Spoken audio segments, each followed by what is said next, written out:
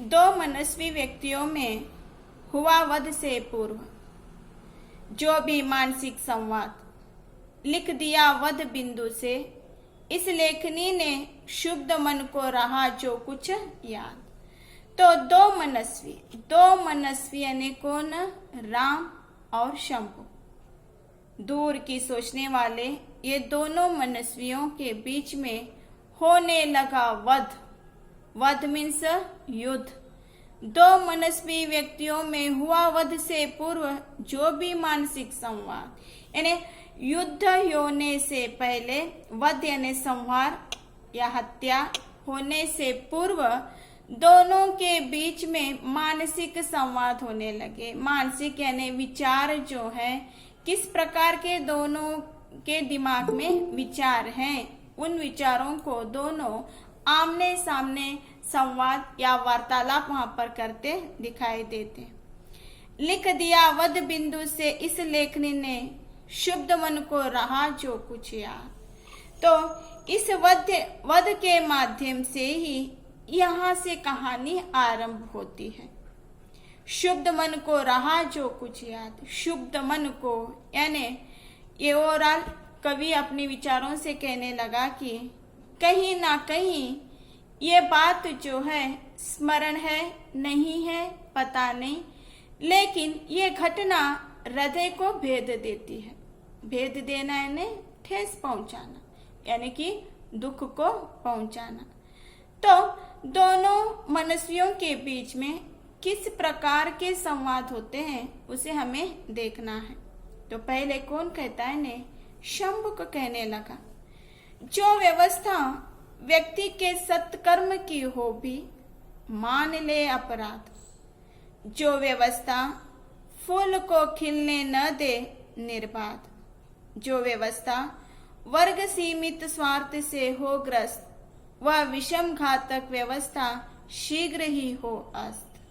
तो शंभु कहने लगा कि जो व्यवस्था, जो समाज में जो व्यवस्था है, जो कानून यहाँ पर बनाए गए हैं, तो उस व्यवस्था के बारे में वो कहने लगता है कि जो व्यवस्था व्यक्ति के सत्कर्म के लिए किया गया है, वह व्यवस्था यहाँ पर अपराध मान लिया गया है। हम लोग देखते हैं कि समाज में बहुत सारी व्यवस्थाएं बनाई गई हैं। व्यवस्था मीन्स नियम जो कहते हैं, तो वह नियम उन्हीं लोगों के लिए ही बनाए गए हैं ऐसा कुछ नहीं है, लेकिन हर एक के लिए, हर एक व्यक्ति के लिए, हर एक जाति के व्यक्तियों के लिए एक व्यवस्था वहां पर बनाई गई है। लेकिन वही व्यवस्था अगर कोई एक व्यक्ति उसके सत्कार्य के लिए, सत्कार्य ने अच्छे योग्य कार्य के लिए तब वह करता है, तो वही उसके लिए अपराध मान लिया जाता है।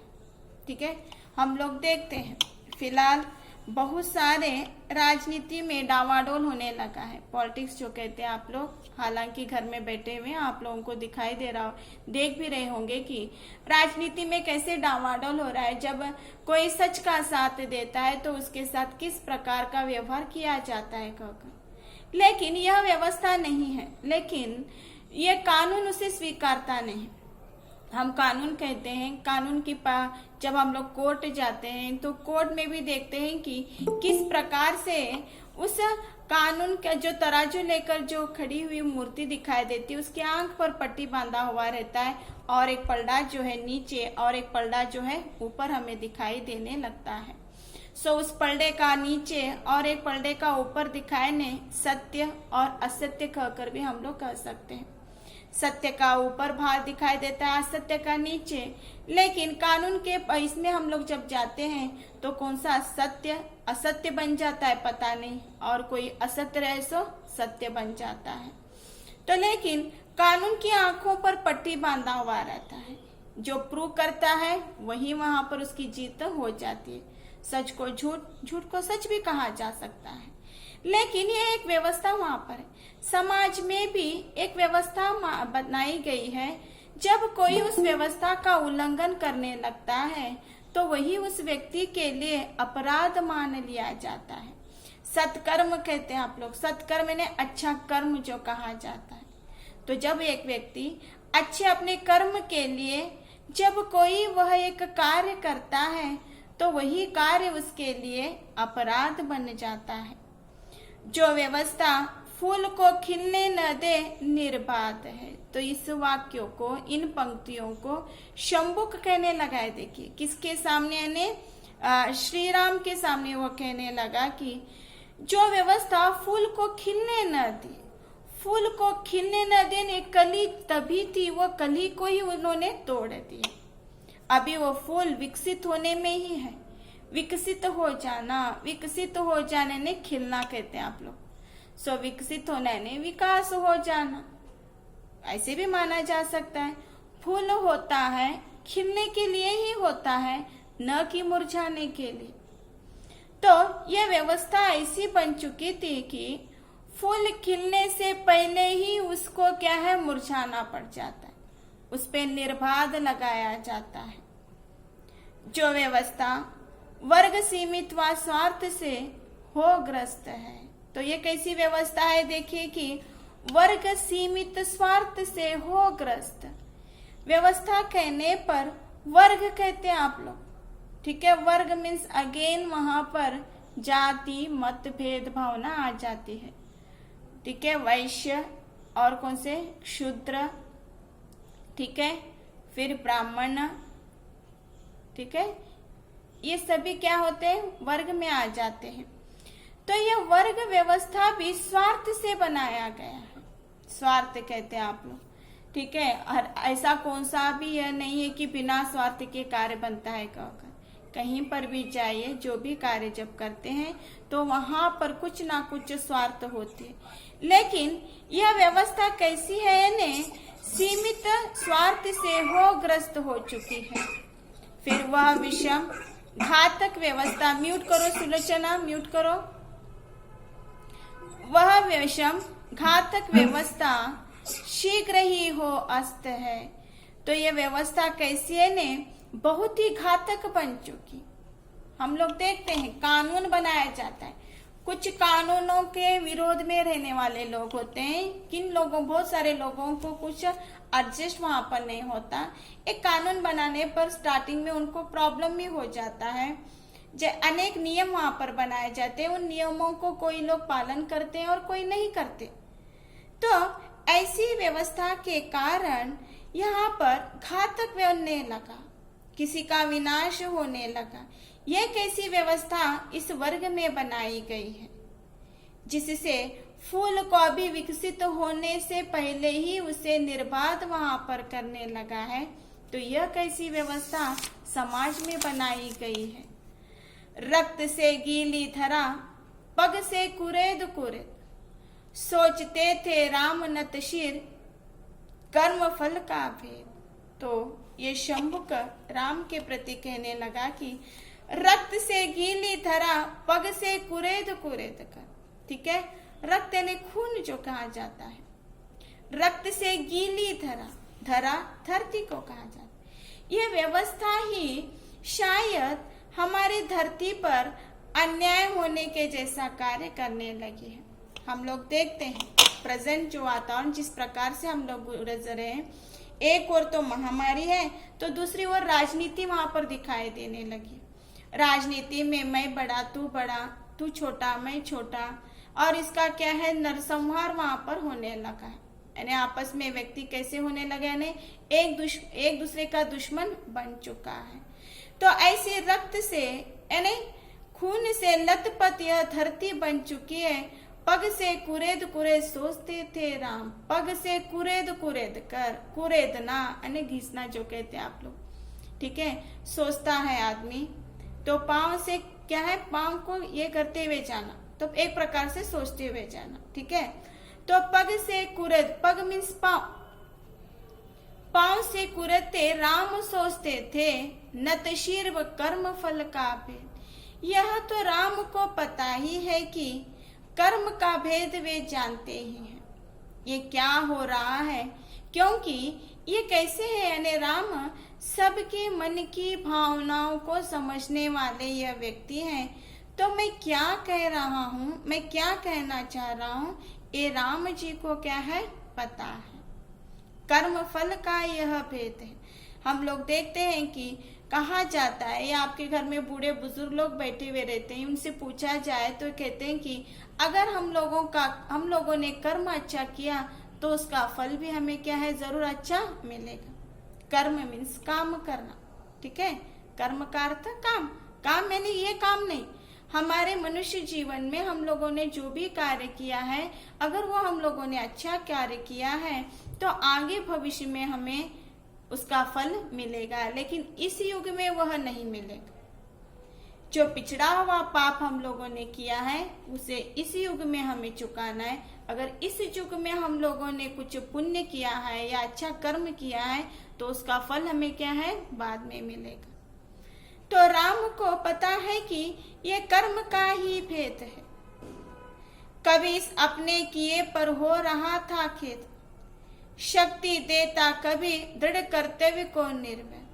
तो ये कर्म जो कार्य भी है इन्होंने ही किया, हम लोग करने वाले नहीं। हम लोग करने वाले होते हैं, लिखने वाला भगवान ही होता है। सो भगवान ने लिखाया है तो हम लोग वैसे ही करने वाले हैं। तो भगवान कहने पर यहाँ पर कौन आ गए, यानी राम आ गए। तो कभी इस अपने किए पर हो रहा था खेद, राम को ही लगने लगा कि अपनी करनी के कारण ही उन्हें खेद होने लगा। खेद मीन्स दुख होने लगा। शक्ति देता कभी दृढ़ कर्तव्य को निर्वल, फिर ये शक्ति भी प्रदान कौन करने वाले, भगवान ही देने वाले। हम लोग देखते हैं बहुत भगवान को इम्प्रेस करने के लिए रात दिन तपस्या करते हुए रहते हैं। अगर आप लोग रात दिन इतनी कड़ी तपस्या करने के बाद सो कौन देगा, उसका फल भगवान दे ही जाएगा। आप लोग देखते हैं रावण सर्वश्रेष्ठ भक्तों में सर्वश्रेष्ठ माना जाता है, लेकिन वह है तो राक्षस वंश का ही है। लेकिन जब भक्ति की बात आ जाती है तो उसके उतना भक्त कोई नहीं है कहकर भी हम लोग सुने हुए हैं। लेकिन उसने ऐसी भक्ति की कि भगवान से वैसा फल भी उसने मांगा, लेकिन उस फल का उसने अच्छा उपयोग करने के बजाय उसका गलत उपयोग करने लगा, ठीक है। तो भगवान को इम्प्रेस करने के लिए या भगवान को प्रसन्न करने के लिए कोई भी व्यक्ति जब तपस्या करता है तो उसका अच्छा उपयोग करता है या बुरा करता है उसके ऊपर डिपेंड है, ठीक है। तो ऐसी बहुत सारी छोटी छोटी कहानी, पौराणिक कहानियों में हमें सब कुछ कर्म के बारे में सुनने के लिए मिलता है। तो ये सब कुछ किसने किया, शक्ति प्रदान किसने किए ने, भगवान ने ही की है। और इस भगवान को पता भी है। कौन कहना है, ये शंभु कहने लगा। अंततः निकला प्रशासक स्वर गहन गंभीर, जो गया सारी दिशाओं को वनों को चीर। तो बाद में इन्होंने किया, अंततः निकला प्रशासक वर्ग कहते, प्रशासक वर्ग कानून कार्य करने वाले राज दरबार में रहने वाले लोगों का एक स्वर गुंजित हो गया। वह क्या हो गया आप लोगों को पता है, कौन सा है ने।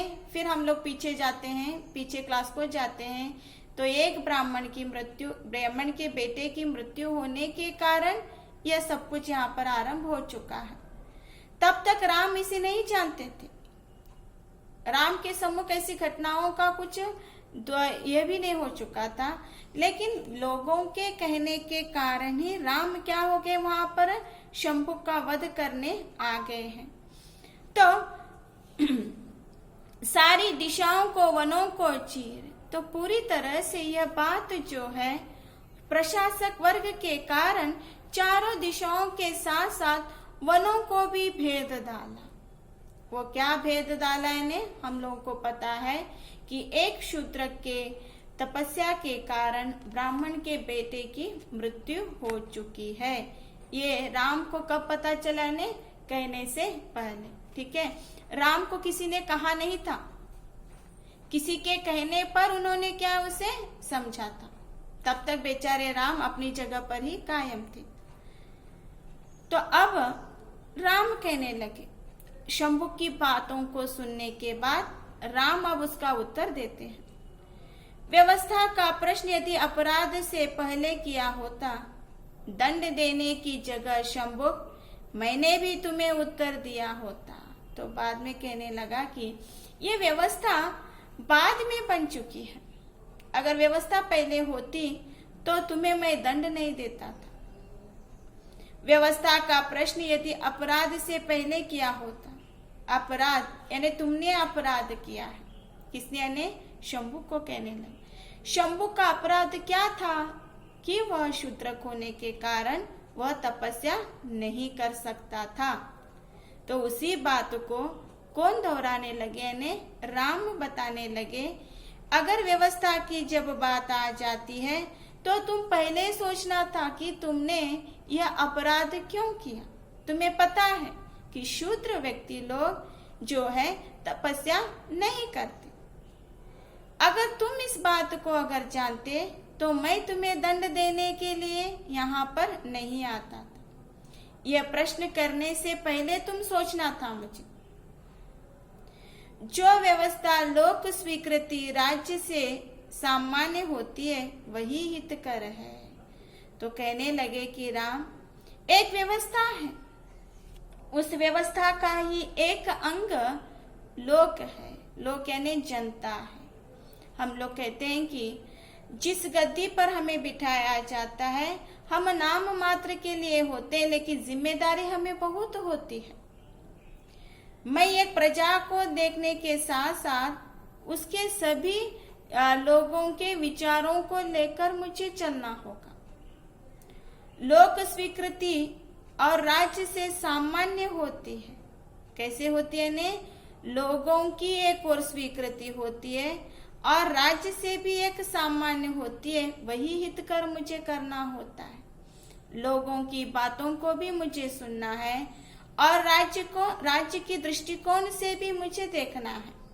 तुम्हारे एक कहने से मैं इस व्यवस्था का उल्लंघन नहीं कर सकता।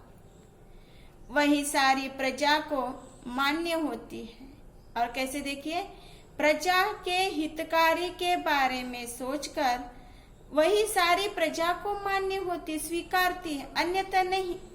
मैं आप लोगों को बताने लगी कि कुछ देश के कानून ऐसे बनाए गए कि उसमें कुछ लोगों को जो है अच्छा होता है और कुछ लोग हैप्पी होते हैं और कुछ लोग दुखी हो जाते हैं, क्योंकि कानून की एक व्यवस्था बनाई जाती है। जिसे बनाई जाती है वो बहुत ही खुशी से उसे स्वीकारता है। जिस व्यक्ति को वह नहीं चाहिए उसे क्या करता है, वह ठुकराने लगता है। लेकिन कोई ठुकराए न स्वीकारे, लेकिन व्यवस्था का उल्लंघन हम लोग नहीं कर सकते। एक नियम होता है, नियम के अनुसार ही हमें चलना है, क्योंकि उस नियम से प्रसन्न कौन है ने? जनता है। जनता की स्वीकृति को लेकर ही हमें इस व्यवस्था को बनाया गया है। व्यक्ति कोई यदि व्यवस्था भंग करने का करे संकल्प, उसको प्रश्न का होता नहीं अधिकार। तो राम कहने लगे कि अगर कोई व्यक्ति इस व्यवस्था का उल्लंघन कर दे, एक नियम बना गया है, उस नियम का वह क्या है, नियम को तोड़ दे। जैसे हम लोग गाड़ी चलाते हैं, आप लोग ठीक है, टू व्हीलर बाइक वगैरह चलाते हैं, वहां पर स्ट्रीट लाइट होता है और ट्रैफिक सिग्नल होता है। ये क्यों होता है ने? क्योंकि एक व्यवस्था बनाई गई है, एक और जाना है, एक को आना है, एक को रुकना है। तब कभी हम लोग उस सिग्नल को तोड़कर जब जाते हैं तो ऑटोमेटिकली हमें पुलिस क्या पकड़ती है, उसे पकड़ लेती है, क्योंकि जनता को लेकर एक व्यवस्था वहां पर बनाई गई है। क्यों बनाई गई? क्योंकि ऐसे क्या है, एक्सीडेंट ना हो जाए, लोग क्या है सेफ रहे, इसके लिए ये व्यवस्था होती है। ऐसे बहुत सारी व्यवस्थाएं में जब कभी आप उस संकल्प को तोड़कर जब जाते हैं तो वह अपराध वहां पर कहलाता है। करे संकल्प, उसका प्रश्न का होता नहीं अधिकार। तो शंभु को कहने लगे कि जिस व्यवस्था को किसी ने भंग किया हो और उस व्यवस्था को भंग करने के लिए उसने संकल्प भी लिया है, संकल्प यानी प्रॉमिस लेना, उसको प्रश्न करने का कोई अधिकार नहीं है। अमर्यादित आचरण पर ही पड़ेगा दंड का सब भार। तो किसे? शंभु को कहने लगे कि तुम्हें प्रश्न करने का अधिकार नहीं है। और तुमने जो संकल्प लिया है, जो स्वर्ग की प्राप्ति तुम चाहना चाहते हो, जो उन्नति का मार्ग तुम सोच रहे हो, वो तुम्हारे लिए अहितकारी है, वो तुम्हारे लिए क्या है, बनाया गया नहीं है। उसके कारण तुम्हें दंड के इच्छुक भी कहलाते हो। तुम दंड के उत्तराधिकारी और तुम्हें दंड मिलना जरूरी है। तो ये सब कौन कहने लगे ने? शंभुक और राम, इन दोनों के बीच में यह संवाद होने लगा है। शंभुक बताने लगा कि ये व्यवस्था कैसी है जहां से प्रजा कुछ कार्य नहीं कर सकता, उसे कार्य करने पर उसे बाधा जा रहा है, उसे रोका जा रहा है, और व्यवस्था ने आपने ही बनाई है, तो क्यों ऐसा किया जा रहा है? क्यों उसे अच्छे कर्म करने के लिए नहीं दिया जा रहा, जिससे वह एक योग्य व्यक्ति बनना चाहता है, तो क्यों उसे आप लोग रोकते हो? तो तभी राम उत्तर देने लगे कि ये तुम लोगों के लिए ये वर्जित नहीं है। अगर कोई व्यक्ति इस व्यवस्था का उल्लंघन कर दिया जाए तो उसे पनिशमेंट जरूर होती है, लेकिन हम लोग व्यवस्था क्यों बनाए गए ने? जो लोगों के हितकारी हो, जो लोग चाहते हैं, जो राज्य की प्रजा चाहती है, उसी के अनुसार हमें चलना होगा। ठीक है, समझ में आ गया?